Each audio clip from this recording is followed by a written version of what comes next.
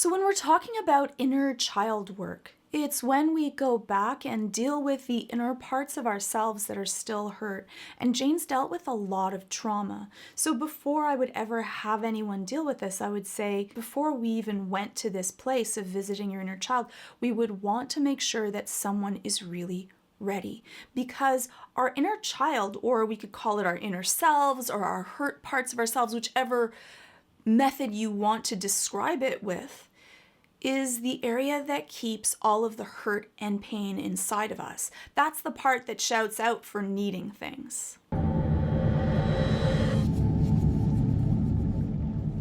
Whose memories?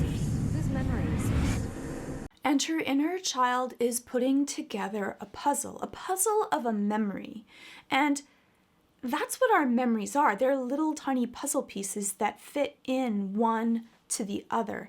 And when we're trying to assemble what has happened, why we have certain wounds and hurts and pieces of that, that as a therapist is how I actually see it.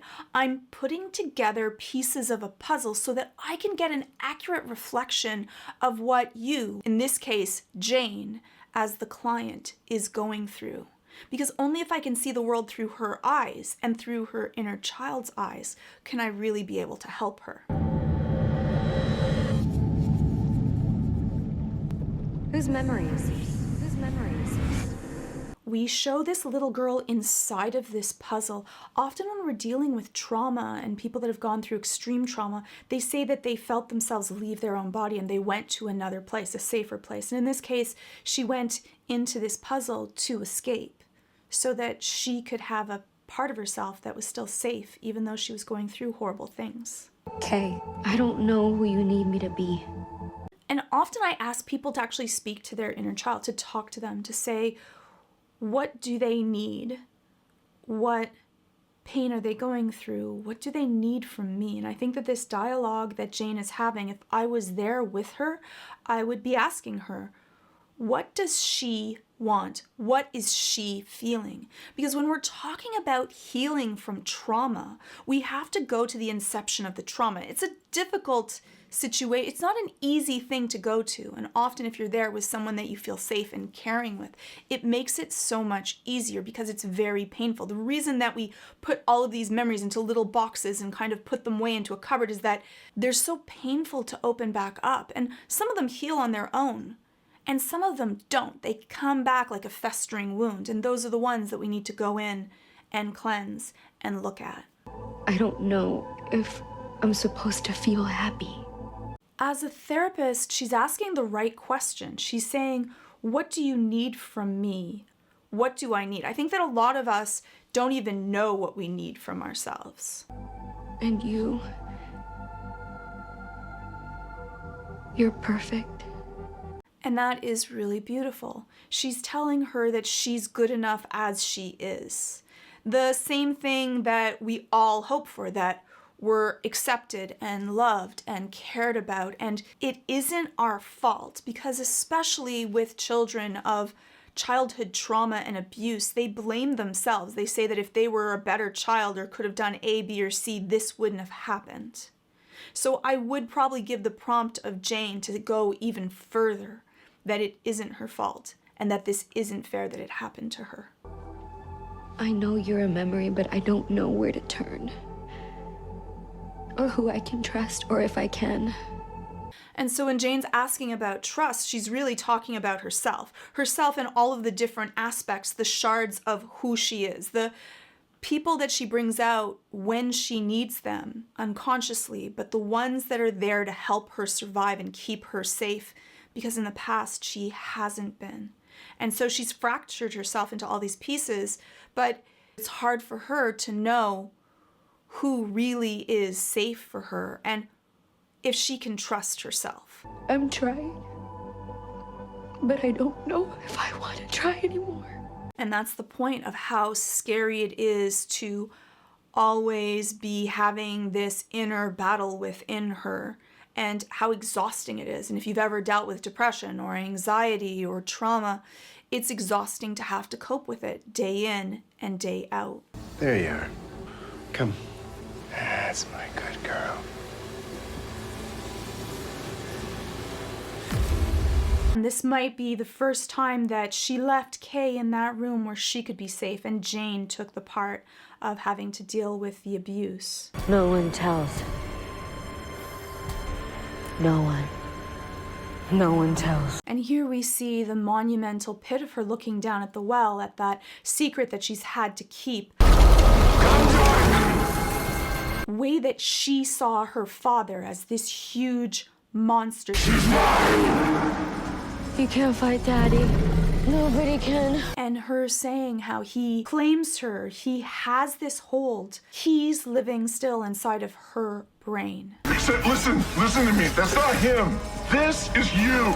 It's not your father. I love Cliff in this scene as like being that therapist or that friend or that person that you really trust while you're going through and confronting one of your greatest fears or memories or hurts or traumas. Run! Though he tells her to run, she doesn't. She stands there. Not him. Stop it! Stop it! And I love that when she first says, stop it, you can tell it's kind of that child voice. She's crying, and then as she sees her friend, someone else that's going to go through the pain of what he has caused, what she is reliving in her mind and also re-traumatizing herself with, she doesn't want this to perpetuate to others. And you can see her starting to build up that strength. You destroy everything! And that's what we would do. We would let her inner child have a voice. And what would you want to tell him? And again, you're there and you're making sure that this is scary seeming, but we would put it into a safe and secure and you're not alone space, and make sure that someone is ready.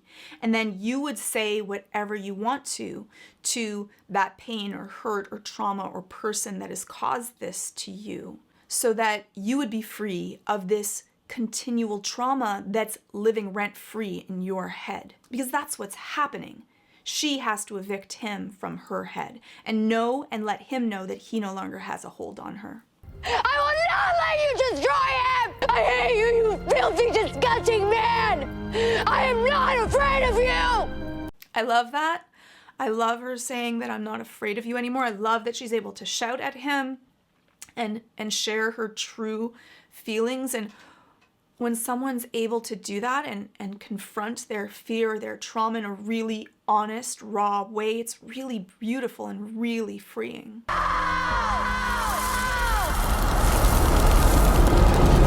And she's able to make him dissipate into the place where he came from. Usually it takes many different sessions, not just one, to be able to dismantle a fear or a trauma. And you remember that it happened. It just doesn't have this grip upon your life where it's controlling who you are and keeping you as that child or that traumatized person. And then after you would debrief, how does she now feel? Did you hear her? Did you see her? And I think that the show did a really beautiful job about showing inner child work and dealing with trauma in a way that was concise, yet still honest. And if you like this video and you want to be able to support the channel, all ad-free, sponsor-free, you can check them all out on Nebula. You don't just get my videos and a whole bunch of different cool, fun bonus segments. You can also watch Nando V Movies, Midlife Crisis, Renee Ritchie, MKBHD, Cinema Wins, and so many more. They're all ad-free, sponsor-free, and they're bundled in when you sign up for curiositystream.com/Georgia Dow, or click on the link below. And right now, because you watch this channel, you can get Curiosity Stream for 26% off. That's $15 a year. It's less than a deep dish pizza. That includes thousands of amazing documentary series, such as Beyond the Spotlight. In this episode, an intimate portrait of NFL legend Joe Namath, including his journey to help his fellow players deal with long-term brain trauma. Please check out Curiosity Stream by clicking on the link below or going to curiositystream.com/Georgia Dow. You're supporting educational creators directly for over 26% off Curiosity Stream, less than $15 a year, and Nebula's bundled in for free. Just click on the link below or head on down to curiositystream.com/Georgia Dow. Thanks, it really helps the channel. And And if you liked this video or you had your own favorite Jane moments, please let me know in the comments below. And if you liked the video, please hit subscribe.